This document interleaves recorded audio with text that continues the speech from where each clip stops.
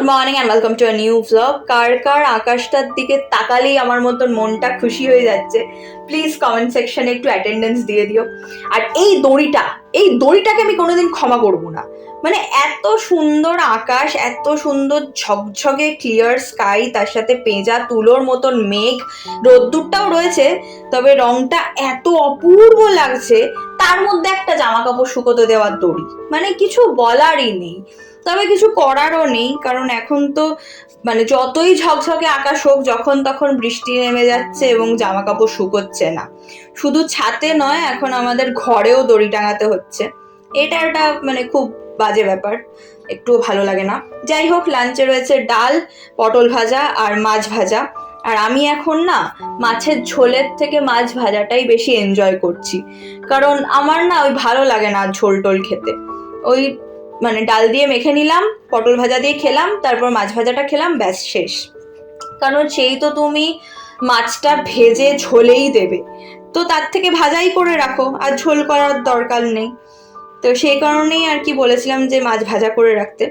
আর পটলটা খুব স্পেশাল, কারণ পটলটা আমাদের যিনি হাউস হেল্প ওনার গাছের, তো একদম ন্যাচারালি গ্রো করা আর কি, সেই জন্য বেশি ভালো লেগেছে, মানে খুবই ভালো লাগছিল।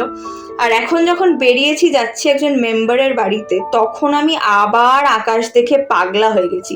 আমি সত্যি অবসেসড, এবং এই আকাশ দেখেই বোধহয় রবীন্দ্রনাথ লিখেছিলেন, দিনান্তের এই এক কোণাতে সন্ধ্যা মেঘের শেষ শোনাতে। মানে ওই পড়ন্ত রোদটা আর ওই মেঘের সাদা, মানে সত্যি সোনালি লাগছিল। আমি জানি না কতটা ভিডিওতে বোঝা যাচ্ছে, কিন্তু একদম সোনালি দেখতে লাগছিল। যাই হোক, চলে এসেছি তৃষিতাদির বাড়িতে। আমি যে স্পিরিচুয়াল প্র্যাকটিসটা করি, সেই প্র্যাকটিসের একজন মেম্বার এবং খুব সিনিয়র লিডার আর কি। তো তার বাড়িতে আজকে আমার আসার কথা ছিল প্রেয়ার করার জন্য, এসে গেছি। আর ওদের বাড়ির দুটো জিনিস আমার খুব ভালো লাগে। প্রথমটা হচ্ছে এই সাদা মার্বেলের মেঝে, এটা আমার ভীষণ পছন্দের।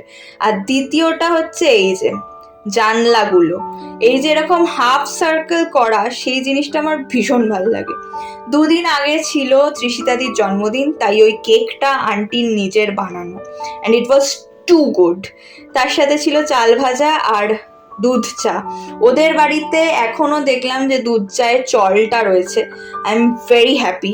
ওদের বাড়িতে যাওয়ার একটা মূল আকর্ষণ কিন্তু চা, মানে সত্যি সত্যি। যাই হোক, ফেরার পথে ঢুকেছিলাম চিমনি কোভে। এদিকে রয়েছে স্কচ এগ, তার সাথে রয়েছে ব্ল্যাক কফি উইদাউট সুগার, এবং তার সাথে দিয়েছি বারবিকিউ চিকেন উইংসের অর্ডার, যেটা এসে গেছে। এখন আমি এনজয় করব। এখন আমি ধরেছি বাড়ি ফেরার পথ। আর ব্ল্যাক কফিটা খেতে খেতে আমার একটা কথা মনে পড়ে গেল। চন্দ্রবিন্দুর একটা গানের লাইনে রয়েছে, সম্মতির প্রত্যাশায় ইনফিউশন চলকে যায়। তো যখনই আমি ব্ল্যাক কফি খাই, আমার এই লাইনটা মনে পড়বেই পড়বে। আমরা যারা আর্লি জেনজিস, তারা বোধহয় একটা hybrid version of millennials and জেনজিস। ওই কারণে চন্দ্রবিন্দুর প্রথম দিকের অ্যালবামের গানও আমাদের খুব ভালো করে মনে থাকে, মুখস্থ থাকে। আর যখনই আমি মানে ব্ল্যাক কফি খাই না, তখনই আমি মানে আই ক্যানট হেল্প, মানে নিজেকে আমি কন্ট্রোলই করতে পারি না ওই লাইনটা মনে করার থেকে, সব সময় মনে হয়। আর তোমরা কারা কারা রয়েছো যারা আমার সাথে রিলেট করতে পারলে, সেটা ডেফিনেটলি জানিও। আমি একটা ইন্টারভিউতে শুনেছিলাম যে চন্দ্রবিন্দু এই লাইনটা মানে ইনফিউশন এই শব্দটা আমদানি করেছিল ইন্ডিয়ান কফি হাউস যে রয়েছে কলেজ স্ট্রিটে, সেই কফি হাউস থেকে। চলো টাটা, দেখা হবে আর একটা নতুন ব্লগে। টিল দেন সবাই খুব ভালো থেকো।